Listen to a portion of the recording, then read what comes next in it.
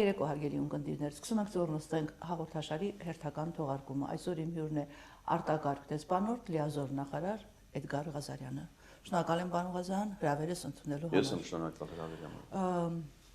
Հայաստանում արդեն ամեն օր մենք արձանագրում ենք, որ քաղաքական գործընթացներ որպես այդպիսին տեղի չեն ունենում։ Ոչ սահմանադրական ճանապարհով, ոչ սահմանադրականից դուրս որևէ process, որը այսօր տեղի է ունենում Հայաստանի այսպես կոչված դաշտում, իշխանություն, ընդդիմություն, պարլամենտ, կառավարություն, որևէ բանաձևով չի տեղավորվում իրական քաղաքական գործընթացների մեջ, որովհետև եւ դուք, եւ ձեր գործընկերները, եւ մենք արդեն տարիներ շարունակ արձանագրում ենք, որ Հայաստանի Հանրապետությունում ձևավորվում է բռնապետական ավտորիտար ռեժիմ, Հայաստանի Հանրապետության իշխանությունը ունի քարտ բլանշ միջազգային կառույցներից հակադեմոկրատական գործողություններ իրականացնելու եւ այսպես սիրուն իրականացնում է։ Պարոն Ղազարյան, դուք նախաձեռնեցիք անվստահության գործընթաց, այսպես հասարակական գործիչներով եւ քաղաքական ուժերից միացան ընդդիմադիր խմբակցությունները, մեկը մի քիչ ավելի շուտ, մեկը մի 4 ամիս ուշացումով ընդդիմադիր խմբակցությունները միացան այս գործընթացին։ Եվ ունեցանք նաև վարչապետի միասնական տեխնացու այդ անվստահության գործընթացում։ Այդ տեխնացուն այսօր անազատության մեջ է եւ այսօր մեր հաղորդումից հետո նրա հերթական դատական գործընթացն է վերաքննիչում։ Նա անազատության մեջ հայտնվել է վարչապետի տեխնացու առաջադրվելուց հետո, այո։ Պարոն Ղազարյան, ոմանք փորձում են թերհավատ լինել, ոմանք փորձում են կներեք ծաղրել անվստահության գործընթացը, ուրիշները մտածում են, որ այնպես փուչիկեր փչվեց եւ պայթեց եւ դա ռեալ չէ։ Թեպետ մենք դեռ ունենք ժամանակ մինչեւ խորհրդանական ընտրություններ, բայց ինքս նույնպես թերհավատ եմ, ինքս նույնպես լավատես չեմ, որ կարող է ինչ-որ պահից այս անվստահության գործընթացը դառնալ իրական եւ փողոց գեներացնելով հնարավոր կլինի պարլամենտում ստանալ ԿՊԱ-ականների ձայները։ Ես իմ դիտարկումը ասեմ, կներեք հարցս գուցե երկարեց։ Այն նախնական շրջանում, երբ որ տեխնացուն արդեն առաջադրվեց, ես ունեի տեղեկություններ, որ ԿՊ-ում կան մարդիկ, որ սպասում են հնարավոր բումի եւ պատրաստ են միանալ, այդ մասին ես ինքս իմ տարբեր հարցազրույցներում ասել եմ։ Եվ դա իրական հիմք ունի։ Բայց հիմա ես այդքան վստահ չեմ կամ գրեթե վստահ չեմ, որ ԿՊ-ից որևէ մեկը կմիանա, նաեւ հաշվի առնելով միլիոնավոր պարգևավճարները, պարգևատրումները եւ այլն եւ այլն։ Ներողություն, եթե հարցս երկարեց, այդուհանդերձ այս իրավիճակի մասին ձեր դիտարկումները կուզեմ ներկայացնել մեր ունկնդիրներին։ Ուրեմն անվստահության գործընթացը հիմա փաստացի առաջ չի գնում,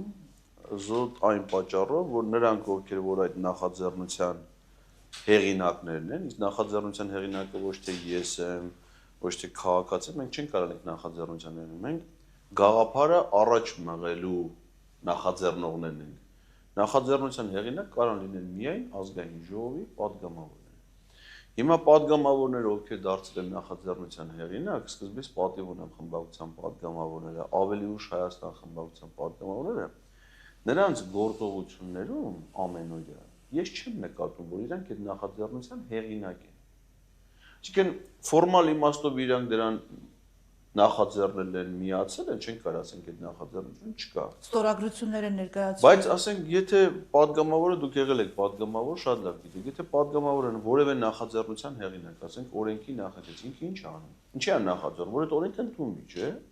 Որպեսզի օրենք ընդունվի, ինքը ինչ պիտի անի։ Ինքը պիտի մյուս գործընկերների հետ հանդիպի, քննարկումներ կազմակերպի, լսումներ կազմակերպի, հասարակական տարբեր տրամադրություններ, որպեսզի իր նախաձեռնությունը առաջ մղի ինքան, մինչև մյուս падգամավորների վստահությանը արժանանա այդ նախագծի կողմ քվեարկի։ Բայց ասում էին, որ քննարկումներ ընթանում են այդուհանդերձ։ Հանուն արդարության ասենք, էլի։ Պատիվ ունեմից գոնե ասում էին, եւ Հայաստան խմբակցությունից որոշ մարդիկ։ Դժնական շրջանում տեսեք մի քիչ ավելի ակտիվությունը մեծացել։ Հիմա այդ նախաձեռնությանը միացած 34 падգամավորներից։ Հիմա ասենք օրինակ այսօրվանից սկսում ազգային ժողովի քառորը։ Դեմդ կտենեք որևէ մեկի գործողություններից զգացվում է, որ ինքը անվստահության գործընթացի նախաձեռնության հեղինակ կամ համահեղինակ, որովհետև եթե միացել ես, ոչ թե միանում ես, այլ դառնում ես միանալ նշանակում է դառնալ այդ նախաձեռնության համահեղինակ։ Դա քո նախաձեռնությունն է։ Հիմա 34 հոգուց մեկի գործողությունները մել այսօր 4 քառորյայում հետևեք։ Տեսեք, զգացվում է, որ իրանք այդ նախաձեռնության հեղինակն են։ Չի զգացվում, այսինքն Ոնց որ իրանք էլ դրան չհավատում, ոնց որ եղել այդ հասարակական տրամադրությունները, բանը, արել են որ չարեցին, չարեցին, բայց այնց հոգով, սրտով չեն գտնում։ Ու հիմնական այդ չմոտիվացվելու պատճառը այն բացատրությունն է, որն էլ դու քիչ առաջ ներկայացրիք, ասում եմ, իսկ ԿՊ-ականները կմիանան։ Իսկ չէ որ նրանք չեն միանա, իրանք պարգևավճար են ստանում, իրանք կոմպրոմատներ ունեն, այդ պատկերացրեք, այդպես մտածեր, նույն այդ բանաձևով Նիկոլ Փաշինյանը ոչ միայն 2018 թվին, չէ՞, այլ 21-ին էլ։ Այլ հիմա, երբ որ ինքը եկեղեցու դեմ պայքարի է դուրս եկել։ Հիմա ինքը ուզում է հեռաս, սաղ աշխարհ մտածում է իրա ոնց հեռացնել։ Ինքը մտածում է կաթողիկոսին հեռացնելու մասին։ Հիմա պատկերացրեք կաթողիկոսի դեմ իր պայքարից առաջ ինքը մտածեր ասել, բայց մի րոպե, կաթողիկոսը ընտրվում է անժամկետ, ցմա։ Հետո պետությունը շունի խառնվել։ Դա նոր չի։ Դա արդեն 1700 տարի է։ Այդ եկեղեցում նախ տենց կարգ չկա։ Նույնիսկ ամբողջ եկեղեցին էլ եթե դուրս գա իր դեմ, ինքը ցմա կաթողիկոս է։ Տես կարգ չկա, որ ինքը պիտի հրաժարական տա, հեռանա։ Երկրորդը եպիսկոպոսներին ես ո՞նց կարամ հանեմ իր դեմ։ Եպիսկոպոսները Աստծո հավատքով կաշկանդված, այդ եմ ասում։ Բա եթե ինքը հետն պիտի մտածեր ասել դա ապօրինություն է, պետությունը եկեղեցուց անջատ է, եկեղեցու գործերին միջամտելը քրեական օրենսգրքով հանցագործություն է։ Ես բացի դրանից, որ դա չեմ կարող անեմ, նաև իրավունք չունեմ։ Պատկերացրեք ինքը այդ կաշկանդվածությունները մտածեր, ասեր, չէ, դա չլող բան է, չէ՞, ոնց որ հիմա իմպիչմենտի հեղինակներն են ասում, գործը չէ, ասում են չլող բան է։ Գործը որպեսզի լինի, պիտի ջան գործ։ Այո, հնարավոր է, որ մարդը ներդրումներ անի, ջան գործադրի, վազվզի, արդյունքի չհասնի, դա շատ է պատահում։ Բայց անհնար բան է, որ ոչ մի բան չանես, ու ցանկալի արդյունքը ստանաս, դա բացառվում է։ Պարոն Ղազարյան, կներեք էլի, բայց այդուհանդերձ ընդդիմադիր քաղաքական ուժերը, այո, իմպիչմենտի մասով համամիտ եմ ձեզ հետ, ամբողջովին կիսում եմ ձեր դիտարկումը, բայց հիմա այդպես թափով ոգևորված եւ տրամադրված ընդդիմադիր քաղաքական ուժերը պատրաստվում են 26 թվականի հերթական ընտրություններին։ Ինչո՞վ ասեմ, որ լել ընտրություն։ Դրա անունը ընտրություն չի, Նախ դրա անունը ընտրություն չի, որտեղ բռնապետություններում ընտրություն չի լինում։ Հիմա ասենք, որ Ադրբեջանը ընտրություն է ալնում։ Դա ինչի համար է, որ Ալիևի իշխանությունից հեռացվի, դա դրա համար է, որ Ալիևի իշխանությունը ամրապնդվի։ Հիմա ստեղի բռնապետությունը դրանից տարբերվում է մենակ մի ձևով, որ դա կայացած է տարիների ընթացքում ձևավորված ինձ, ստե փնթի թափթփված, բայց էլի բռնապետություն է։ Եթե բռնապետություն է, ինչ ընտրություն։ Դա բացառված բան է։ Հիմա ընտրությունը ով է կազմակերպում։ Կազմակերպող մարմինը կենտրոնական ընտրական հանձնաժողովն է, չէ՞։ Հա։ Այդ կենտրոնական ընտրական հանձնաժողովը ով է ղեկավարում։ Վահագն Հովակիմյան, ով եղել է լրագրող, երբ որ Նիկոլ Փաշինյանն եղել է խմբագիր, որում առանց լրագրողական կրթության, առանց բարձրագույն կրթության, պրիմիտիվ, նույնիսկ Նիկոլ Փաշինյանի, եթե ասենք այդ պերաշկի առնելը չլեր, դրան ընդհանրապես կարող է չպահեին։ Հետո Նիկոլ Փաշինյանը դառել է պատգամավոր, ինքը դառել է պատգամավոր Նիկոլ Փաշինյանի օգնականը։ Նիկոլ Փաշինյանը դառել է վարչապետ, ինքը դառել է ազգային ժողովի պատգամավոր, ինքը իրան ընտրել է կենտրոնական ընտրական հանձնաժողովի, գիտեք, չէ, իր ձայնը վճռորոշ է, եթե ինքը իրան կողմ չքվեարկեր, չէր ընտրվում։ Հիշում եմ, հա։ Էմ այդ ինչի համար է, ԿՀ-ի մյուս անդամները առաջադրվել են ԿՊ-ի կողմից։ Այդ ինչի համար է արված։ Որպեսզի իրենց լիազորությունների շրջանակներում օգնեն Նիկոլ Փաշինյանի իշխանությունը պահելուն։ ԿՀ-ի որոշումների, ընտրությունների արդյունքների բողոքարկման մի ինստանցիա գոյություն ունի։ Սահմանադրական դատարան։ Ովքեր են այսօր սահմանադրական։ Դրա մասին ես հիմա շատ բան չեմ կարող ասել, որովհետև դատարանի վճռով սահմանափակում ունեմ սահմանադրական դատարանի մասին խոսալուց, որովհետև ոնց որ թե խոսալուց չեմ կարող լավ բան ասել, բայց բանել օրենքով արգելել են, որ ասեմ, դա բայց չեմ ասում։ Շատ լավ, պարոն Ղազարյան, այդ դեպքում ինչ եք առաջարկում, որովհետև այսինքն եթե բոլոր ընդդիմադիր ուժերը միասնական որոշեն, որ չեն մասնակցում այս ընտրություններին, ինչը ես տեսականորեն հնչեցնում եմ, բայց ռեալ պոլիտիկի վրա հաստատ այդպես չի կարող լինել։ Ընդունենք տեսականորեն հնարավոր է, որ ընդդիմադիր բոլոր առաջադեմ կուսակցությունները ուժերը հայտարարում են, որ քանի որ Հայաստանում բռնապետություն է, քանի որ Նիկոլ Փաշինյանը նկարելու է, ընտրվելու է, վերընտրվելու է, մենք բոյկոտում ենք, չենք մասնակցում ընտրություններին։ Ինչ ա լինում այդ դեպքում։ Այդ դեպքում ասենք Արման Բաբաջյանն առաջադրվում, Հոպլոնն է առաջադրվում, այն Խզմալյանն է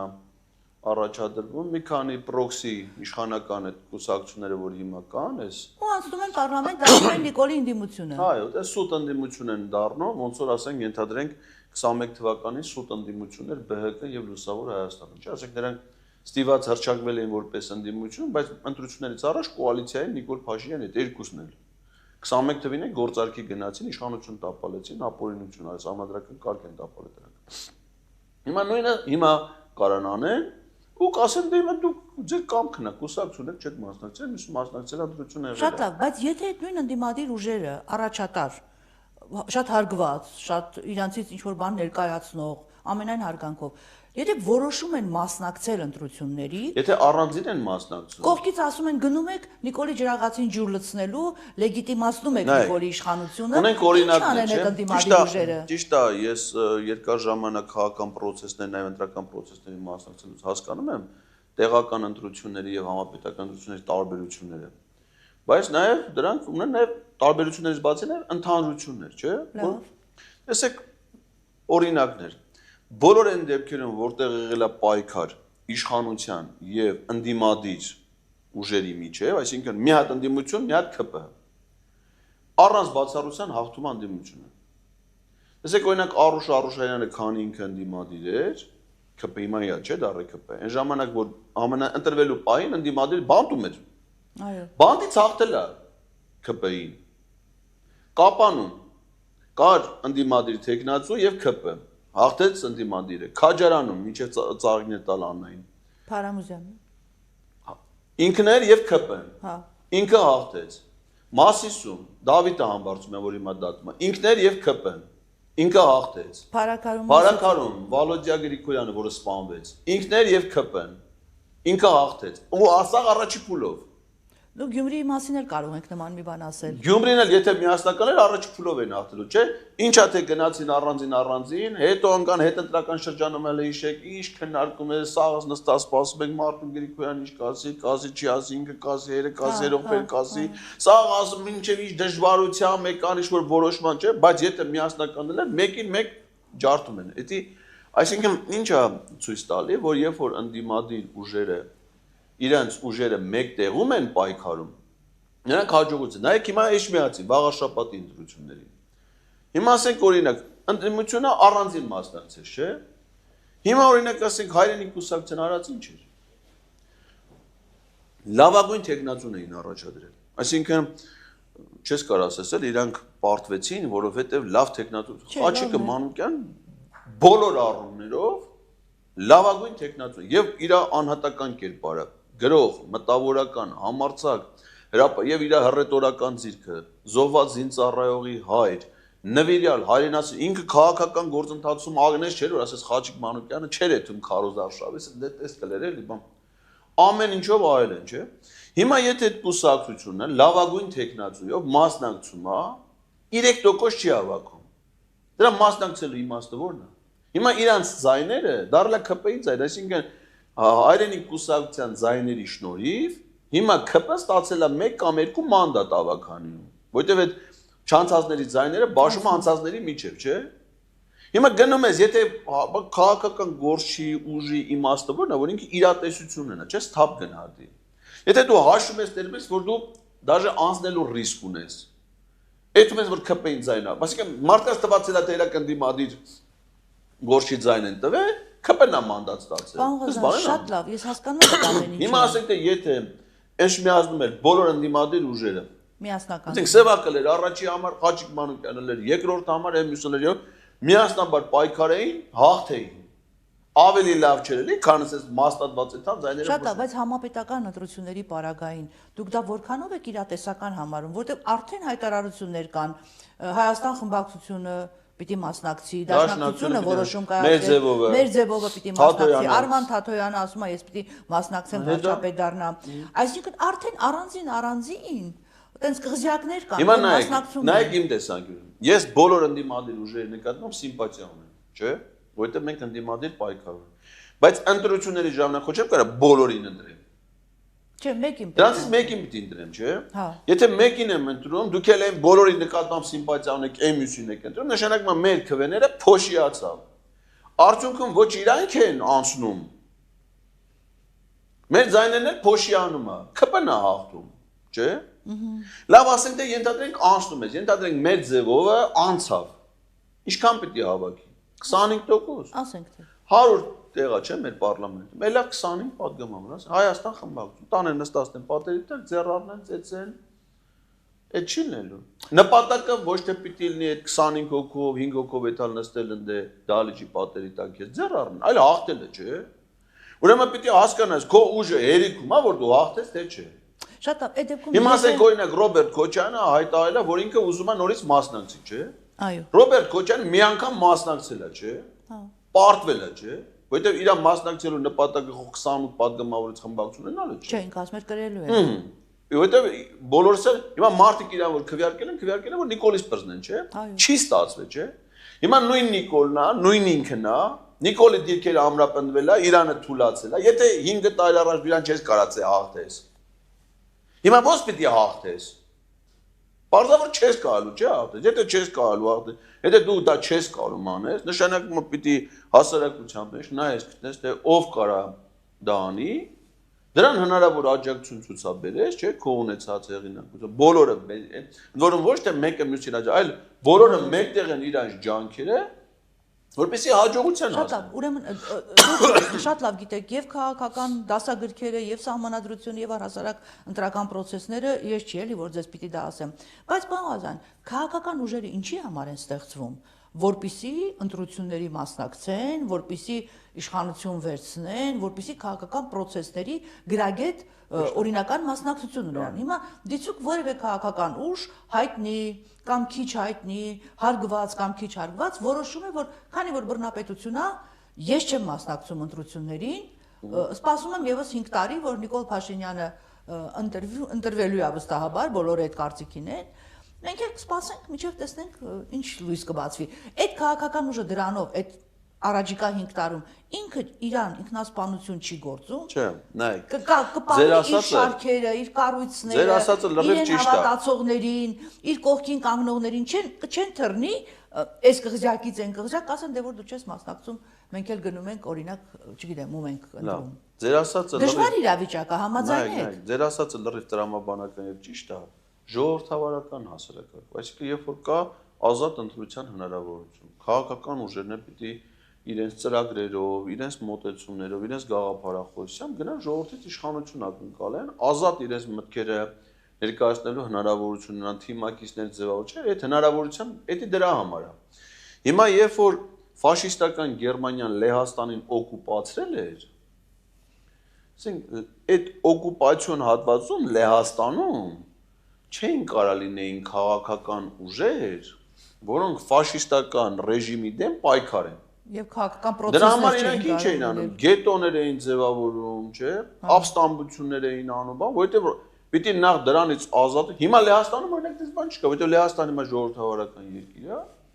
ընտրությունների կուսակցությունները մասնակցում են ու նաև ընտրություններով իշխանապողություն անում, որովհետև ժողովրդավարական երկիր է։ Հետևաբար Լեհաստանում ցանկացած կուսակցություն կարա մտածի, որ ինքը կարա մասնակցի, որ ինքը կարա ձայներ ունենա։ Իսկ Մոլդովան ժողովրդավարական է։ Իհարկե չէ։ Ինչ կապ ունի Մոլդովան ժողովրդավարության։ Հենց դրա համար եմ հարցնում էլի։ Ինչ կատարվեց Մոլդովայում։ Մոլդովայում Ընդ որում Եվրամիությունից նշում են հայտարարում, աշխարհակաղակական որ նույն սցենարը Հայաստանում են իրականացնելու եւ ֆինանսավորելու են։ Այսինքն օրինակ մինչև հիմա, մինչև 18 թվականի ընտրություններին իշխանությունը, որ ընտրություններ էր կազմակերպում, միշտ կաշկանդվածություն ա ունեցել։ Եվրոպայի խորհրդի խորհրդարանական վեհաժողովից ոնց կարձագանք են դրան, ԵԱՀԿ դիտորդական առաքելությունը ինչ գնահատական կտա, այլ միջազգային կազմակերպություններ մոնիտորինգի տակ էին մտցվում եւ կաշկանդվածությունն էին եւ ընտրական օրինակ հիմիկվա ընտրական օրենսգիրքը ընդունվել է մինչեւ ադրբեջանա-թուրքական հեղափոխությունը եւ Դավիթ Հարությունյան երբ որ այդ ընտրական մյուսների հետ Հայր Թոմասյանի, Վարդանի հետ որ ընտրական օրենսգիրք էին գրում, հաշվի էին առնում ժամանակակից եվրոպական ընտրական իրավունքի ամենանորագույն դրա համար հիմա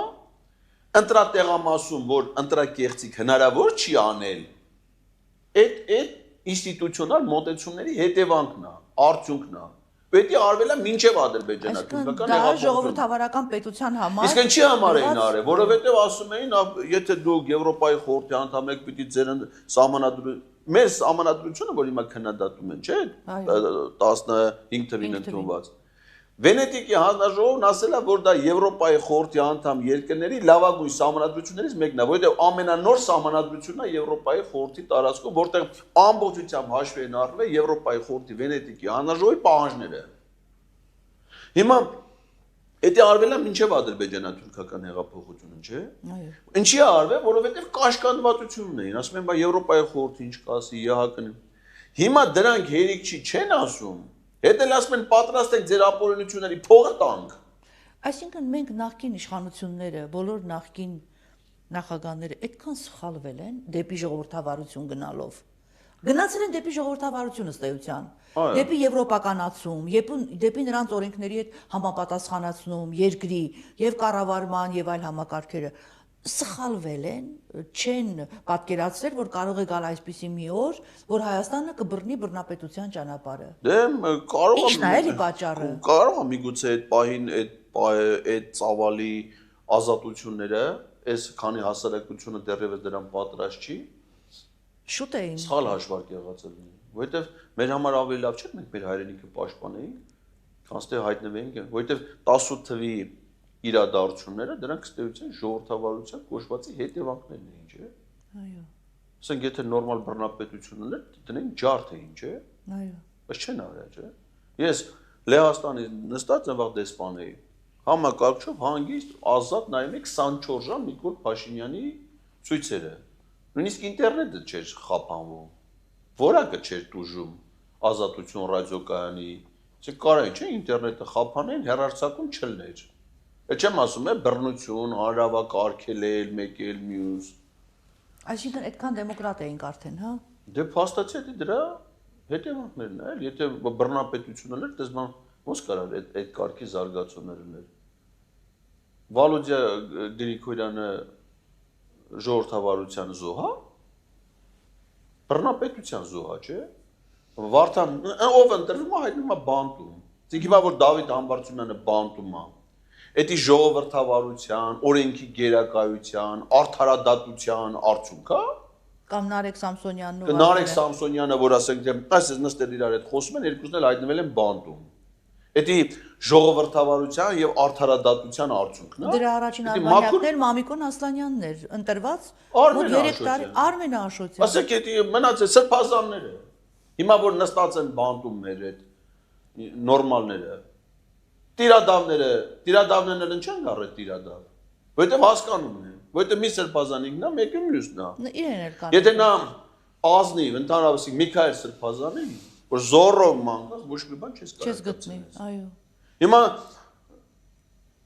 Բենթլին մտածում ասում է, եթե այդպիսի ամբասիր մարդը բանտում է, ես որ օֆշորները գլխիս ման եմ գալի, ես ինչ կլնեմ։ Դրա համար այն։ Դրա համար ինչ Քրիստոս, ինչ եկեղեցի, ինչ բան։ Սա թողե գնացել դառը Նիկոլական։ Նույնը Աբրահամը, նույնը այն Անուշավանը կոմպրոմատը հետմանը տալի։ Որտենաց իրար հետ քայլում։ Հա։ Նա դրա կոմպրոմատն է։ Հա, փաստորեն։ Հետմանը տալի։ Բայց ասում է, եթե Բագրատ Սրբազանի պես ազնվագույն մարդը հիմա բանտում է, ես էսի հետս ման եմ տալի, բայց ես ինչ կլնեմ։ Դրա համար տիրադավ ոնց են դառը, տենց են դառը, չէ՞։ Դա ազատ խոսքի, ժողովրդավարությանն է։ Հələ մատ պատկերացեք այն ինչ որ հիմա Նիկոլ Փաշինյան անում է հայ եկեղեցու դեմ, աներ Եհովայի վկաներ կազմակերպության դեմ։ Նույն բանը։ Հլներ ասել ես Եհովայի վկաներ կազմակերպության հավատավոր, ի՞նչ տարբերություն չէ, ոչ մեննա, որ եկեղեցու զավակ չի։ Տենց հայտարարում է։ Հայտարարել ասել ես Եհովայի վկաներ կազմակերպության հավատավոր զավակ եմ, ու սկսել այդ կազմակերպության ղեկավարների հասցեին։ Ինչ ասես ասել։ Ասել ես այդ հավլեմ մասնակցեմ դրանց հավաքների։ Մի օր առաջ KGB աշխատողներին ուղարկել, այդ այն դրանց գրասենյակի դռները։ Ինչ կլիներ, պարոն Ղազարյան։ Իմ կարծիքով շարվարը կանեին գլխից քաղցնեին։ Փոխաբերական իմաստով։ Շատ լավ։ Տեսեք, պարոն Ղազարյան, ուզում եմ Սամվել Կարապետյանի մասին էլ խոսենք,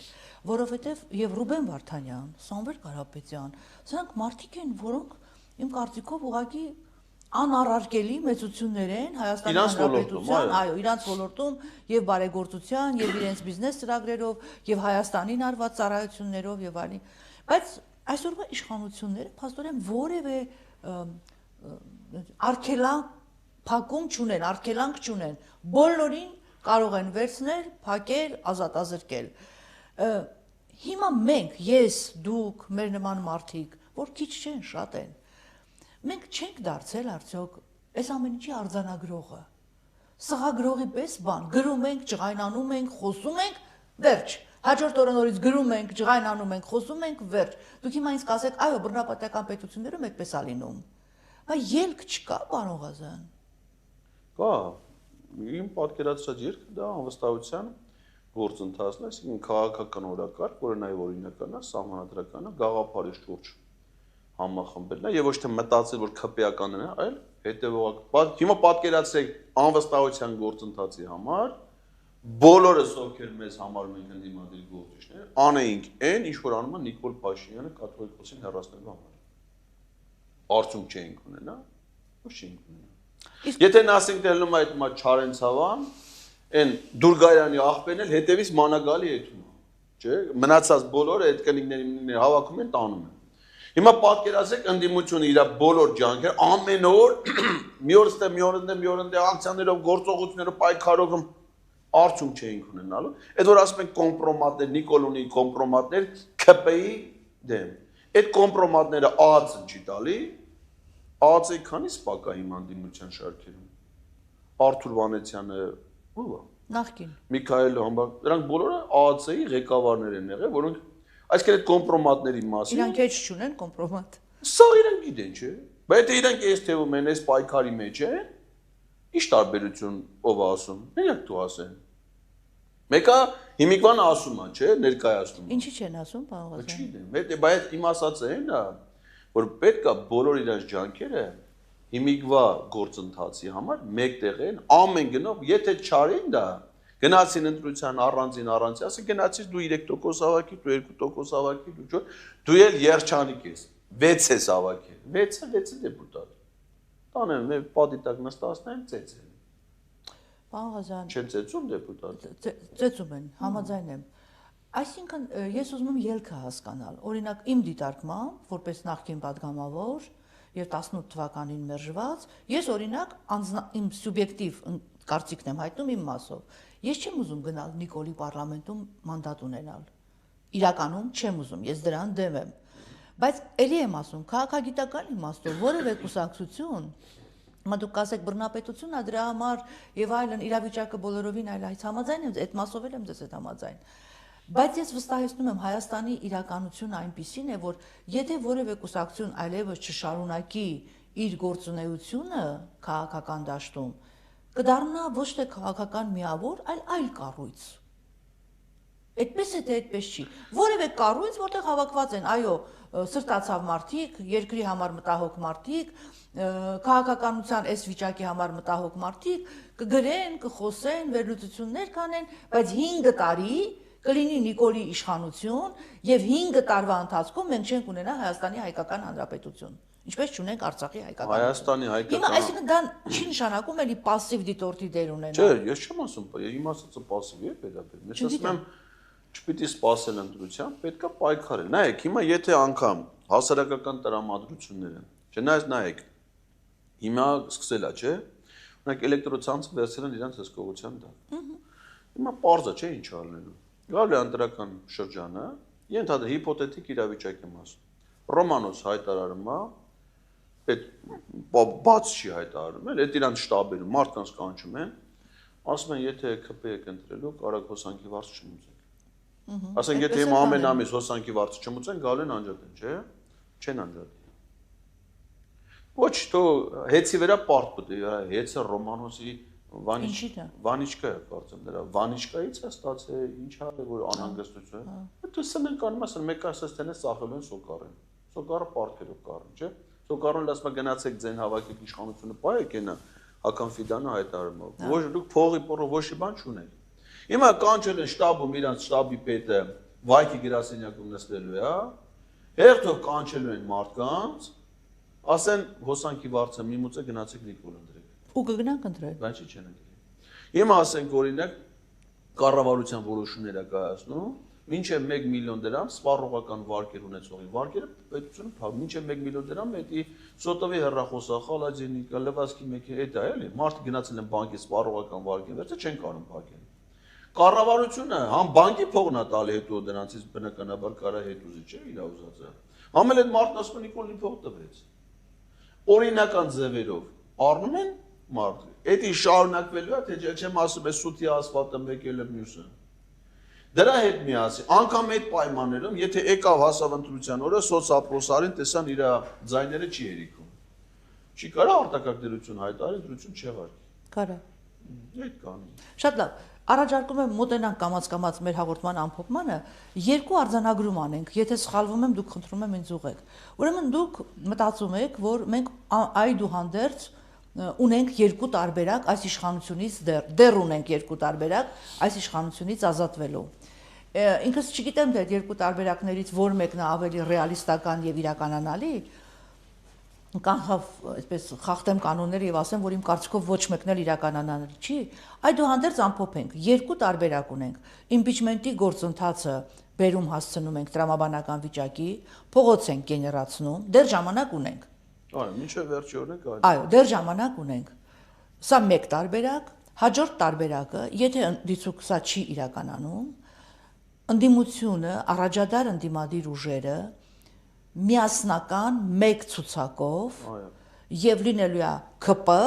եւ լինելու է, ասենք, Հայաստանի Հանրապետություն եւ հայեր։ Շատ լավ, շնորհակալություն։ Լինելու է ԿՊ եւ հայեր։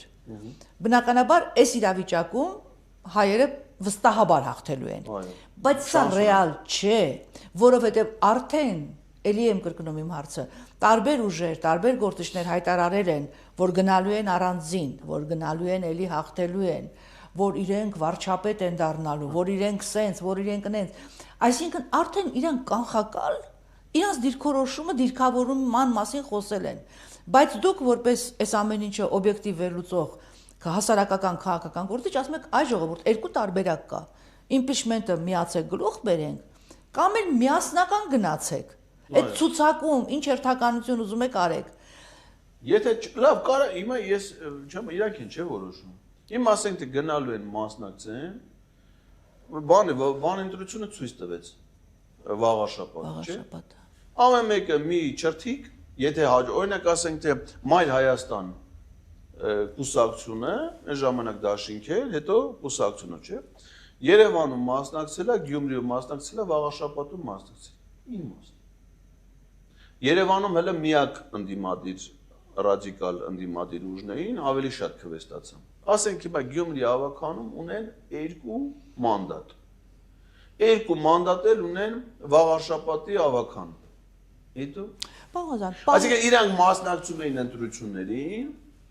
որպեսզի 60 հոգանոց ավականում ունենան 2 լավ, պահի այս լրջությունը կամ այս վիճակը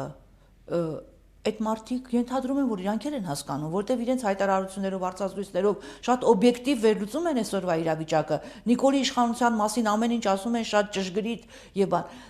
Ինչ նախանգարում ամբիցիաները, ամեն մեկ ուզում է ինքը լինի վարչապետ։ Կարող է ամբիցիան է, կարող է շահերն է, կարող է իրար հետ ընդհանրություն չեն կարող գտնել, բայց կապ չունի։ Եթե իրանք առանձին են, իրանք գլխատվելու են, իրանք ջախջախվելու, մանավանդ էս Ու մուզեում ասենք թե այսօր ես չգիտեմ, ըստ շենքից դուրս գամ, կարող եմ դες հիմա սպասում են, վերցնեն։ Ու կապ չունի այդ ու անցան կարել է, չես արել, մյուսներին որ վերցել են։ Հիմա Նարեկ Սամսոնյանին ու Վազգենին որ գնացին ԱԱՑ դիմակներով առավոտ ժամը 7-ին տնից վերցին գլոբ հանց են գին գործը։ Բայց եթե տանում են, ուրեմն քեզ է ցանկացած մեկին կարան տան։ Բայց եթե կարան տանել ո՞նց է մասնակցում ընտրություններին։ Այսինքն դու ես հիմա ես ասում, ես մասնակցելով մեկ էլ ասենք թե այդ որ ասում ես, հաջորդ օրը ինքը ուղարկում է գալիս են քեզ դնում են ավտոն տարան։ Վերջ։ Այդ ո՞նց է մասնակցում։ Հիմա մասնակցում ես, պիտի կենտրոնական ընտրական հանձնաժողովը տեխնատությունը գրանցի, չէ՞, կուսակցությունը։ Չի գրանցում։ Վահագն Հովակիմյան չի գրանցում։ Ո՞նց է մասնակցում։ Բա կդիմես դատարան, հա? Որ դատարան ես դիմելու։ Գնա մասնակցի։ Այդ խոսքը դու չես որոշում մասնակցելու ես թե չէ։ Բայց եթե ի վերջո գնացիր անունդ ընդեք գրվավ։ Ուզում ես այդ նախընտրական հանդիպման, մեկ է զանգում են, ասում են, եթե դրոնով նկարում են այդ քո հանդիպումը, ու քո հանդիպման եկած բոլոր կողմնակիցներին հաջորդ օրը գործից հանում են, որի ազգականը պետական ոլորտում աշխատանքում են, ասում են քերուտական գնացել էր Թադոյանի ավակին։ Եթե հաջորդ օր մենք մի անգամ էլ ընդե տեսան, ուրեմն քեզ են գործի։ Էն էլ այդ մասը այ ախպեր, մեկը բան չի փոխվելու։ Դու հիմա ինձ որ գործից հանին, դու ես գալու իմ երեխեքի փողը, ասում մի արա, էլա դսուտուն։ Էտա չէ՞, այս էդի ամբողջ հասարակ ազատ կարած գնաց միտքդ արտահայտես, տեսակետդ արտահայտ, ընտրությունների մասնակցես քվեստան, հա։ Դա համար պետք է լրջություն ունենաս, հասկանաս, որ շատ է որ դու ուզում ես, հետո արդյունքը չէ, պետք է հասկանաս, եթե դու այնքան իրատեսություն չունես, որ այս իրավիճակը գնահատես, դու ո՞նց ես ուզում գաս պետություն ղեկավարես։ Պետությունը պետք է իրատեսությամբ, չէ՞, ղեկավարեն։ Դրա համար հիմա պետք է բոլորը նորից եմ ասում, իրանց ուժերը, սրա կործանումը, տեսեք, քիչ առաջ դուք ասում եք, ում վրա է թիրախավ, ով որ հեղինակությունն է։ Սա բոլոր հեղինակություն, քիչ առաջ որ բերում եք Ռուբեն Վարդայանի ու սա։ Նրանք իրան ինչ են, իրանց բիզնեսի ոլորտում բացարձակ հեղինակություններ են, չէ։ Եւ աշխարհում ոլորտում գլխավոր թիմը հեղինակությունն է, չէ։ Նախագահները մեր նրանք քաղաքական ոլորտի հեղինակությունը չէ, բոլորին գլխատում են քաղաքականապես, այլ պատկերացեք, որ Նիկոլը կնգայի հարցակվի Լևոն Տեր-Պետրոսյանի վրա, որ կինը իր այնքան անդաստիրակ սանձարձակություն ունի, որ Լևոն Տեր-Պետրոսյանին ասի մեռելից դա չի։ Եվ Մարսեն դա։ Լևոն Տեր-Պետրոսյանը իմ համար գաղափարապես, ես իր երբեք գաղափարակից չեմ եղել, միշտ քննադատ հայրս դա, իրանց քննադատաբարել ինչեմ։ Բայց ինքը իմ համար հեղինակություն է,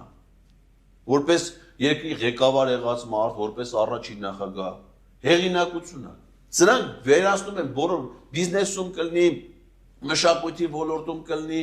հոգևոր ոլորտում կլինի, քաղաքականության մեջ կլինի, ժուրնալիստիկայում նաև։ Ամենտեղ բոլոր ով ինչ կար մարդենց գլուխա բարձրացնում, հասարակության մեջ հեղինակ հարցակում են դրա վրա ոչնչացնում են։ Այսինքն իրանք պիտի լինեն միջակներ, այդ այն միջակից է ցածը, ԿՊ էլի։ Պարոն Ղազարյան, ուրեմն այդ արձանագրումը անում ենք ու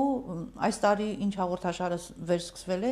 մի հարց եմ տալիս բոլոր հյուրերիս, ես վերջում այդ հարցը կտամ։ Ես ուրեմն ուզում եմ արձանագրել, երկու տարբերակ կա, դեռ կա տարբերակ, որոնցից որևէ մեկը չգիտեմ ռեալ կարող է լինել թե չէ, impeachment-ը լուրջ հիմա է արվում, եթե impeachment-ով անում ենք, ամեն ինչ անում ենք, արդյունք չենք հասնում։ Գնում ենք ընտրությունների հայեր եւ ԿՊ։ Այո։ Այդ դեպքում կյանքը ցույց է տվել, որ տեղական ընտրություններում հայեր եւ ԿՊ ընտրության մեջ մինչև հիմա առանց բացառության հաղթել են հայերը։ Շատ լավ։ Եվ ամենավերջին հարցս եւ ամփոփում ենք։ Քաղաքական չի հարցս։ Հնարավոր է Հայաստանի Հանրապետությունում հրաշք տեղի ունենա։ Ասենք ընդունենք, ձերս երկու տարբերակներ չլինեն, բայց ինչ որ հրաշք, չէ, մեռնելու մասին չեմ ասում։ Սուտ ինչ որ հրաշք տեղի ունենա ու հանկարծ մեկ էլ տեսնենք, որ Նիկոլ Փաշինյանը չկա, կամ Նիկոլ Փաշինյանի իշխանությունը չկա, կամ գնացել է միտեղ, կամ որոշել է, որ հոգնել է, չգիտեմ, ես տարբերակները չգիտեմ, բայց ինչ որ հրաշք հնարավոր է Հայաստանի Հանրապետությունում եւ այդ հրաշքով տեղի ունենա իշխանապողությունը։ Ախուրա, հենա էդ էլ խնդրի լուծում չի, հենա ասած 100 անգամ մեռել է, հարություն արել։ Փաստորեն էդ էլ խնդրի լուծում։ Իհարկե ես այդ ճշտել եմ, էդի բանի դատաբժշկական ծառայությունների խնդիրն է, որովհետեւ դիակ պետք է հերձվի։ Եթե դա չի արվում, ինչ ասեմ, մի դեպքում կարա մնա հոտի, մի դեպքում են ասում հարություն ա, չգիտեմ։ Էդ էլ փաստորեն, այդ են հրաշքի չեն կարա։ Այդ ձեր ասածը մի ուրիշ դեպքում կարա լինի ժամանակակից աշխարհի որ կանոններին որ նայում է, որ Ալիևը մի հատ ուղղաթիռ ուղարկի, Իրան վերցնե, Մադուրայի շորերը հագցնեն, նաուշնիկները դնեն ակաշների տանեն։ Դա էլ է հնարավոր, որովհետև այն ինչու, որ ինքը մեղադրում է մեր ժողովրդի, մեր նախկին նախագահներին, դա Իրան էլ է, չէ՞, որ ասում է 18 տարեկան Հայաստանի քաղաքացիները ուրիշ երկրի սուվերեն տարածքում ինչ գործ էին անում։ Իր տղան ինչ գործ ուներ այնտեղ։ Իր տղան, իր կնիկը, կամավորական ջոկատի հրամանատարը, չէ՞, մարտական ուղի անձը։ ինքը 44 օրյա պատերազմին դրանից առաջ։ Իսկ ինքը ընդունում է, որ ինքը Ադրբեջանի դեմ ռազմական հանցագործություն է, չի արել։ Հիմա Ալիևը մեր երկիրը օկուպացնելու համար պատկերացնում եք, հիմա ասենք թե պատկերացնում ենք, ստեղ խոսենք, մի հատ ուղղաթիռիչնի հանրապետության հրապարակ, իրան վերսեն տանեն։ Եվ դա կլինի իմ ասած հրաշքը երևի։ Չէ, դա կլինի պետության մեկ այլ տիպիկ։ Դրա համար եթե դա իրան իսկ իմիջիայլոց Ալիևը իրան տանելու է, վերջում իրան է տանելու, որովհետև Արայիկ Հարությունյանին որ տարա, իրան էլ է տանելու։ Արայիկ Հարությունյանը Ալիևի բոլոր պահանջները կատարել է։ Ռուբեն Վարդանյանի ես չեմ պաշտոնից ազատել, Արայիկ Հարությունյանն է արել, դա արել է Ալիևի պահանջով։ Իր հրաժարականը ինքը 20 թվի պատերազմից հետո չի թվե, որ ասի ես ցախողեցի միանգամից հրաժարական, այլ արել է Ալիևի պահանջով արդեն 22 թվականի վերջին։ Այդ սա ինքն է արել 23-ին, չէ՞, 23-ին շրջափակման մեջ, 23-ին սեպտեմբերի 19-ին սկսվեց, այո, 23-ին։ Այդ սա ինքը Ալիևի պահանջով արել։ Հետո Ալիևը ներել է իրան դրա համար։ Վերցրել է, տարել է, չէ՞, վերտալյոտով։ Հիմա սա էլ է Ալիևի պահանջները կատարում։ Մի օր էլ սրան է տանելու, բայց տանելու հետևանքը լինում է այս երկրի վերջնական օկուպացիա։ Դրա համար եթե տանելու ապրանքա, չպիտի թողնենք, որ Ալիևը տանի, էլի։ Մենք պիտի դեր կանգնենք մեր ապրանքին։ Որ օրինակ Արայիկի ժամանակի մենք դեր կանգնենք, այսօր Արայիկը մեր բանտում, նա բանտի ապրանքա։ Նա պիտի բանտում լինի, այս մեր բանտում պիտի լինի, ոչ թե ճշնամու։ Հիմա սա էլ է բանտի ապրանք, բայց մեր բանտում պիտի լինի, էլի, ոչ թե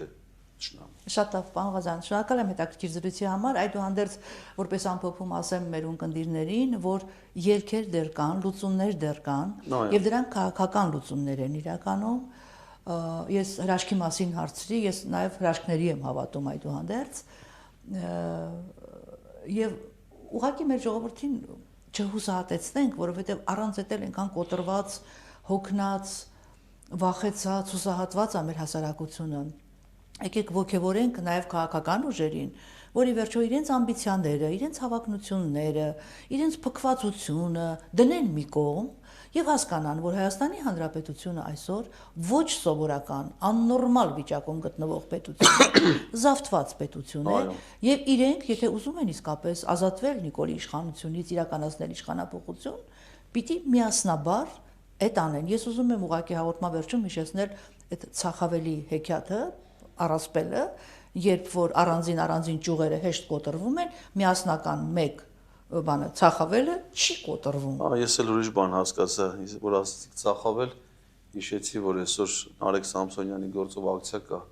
մարդու իրավունքների պաշտպանի գրասենյակի։ Ինչ ցախավելի հետ կապված ինչ-որ խնդիր կար այնտեղ։ Հա, դե։ Ամեն դեպքում միասնականության մասին է իմ ներկայացրած այս բանը միտքը եւ ես կուզեմ որ վերջապես մեր ընդդիմադիր ուժերը ամեն մեկը իր ամբիցիան թողնի մի կողմ եւ մեկ ինձ շատ դուր եկավ ձեր հայություն եւ ԿՊ այս բանը տանդեմը այսպես ասեմ տանդեմ չի դրա հակադրությունը եւ կուզեմ որ այդ հակադրությունը ի վերջո իրականություն դառնա շնորհակալ եմ հետաքրքիր զրույցի համար հույս ունեմ որ ես վերջերս որոշել եմ 26 թվականի լավատես լինել մեր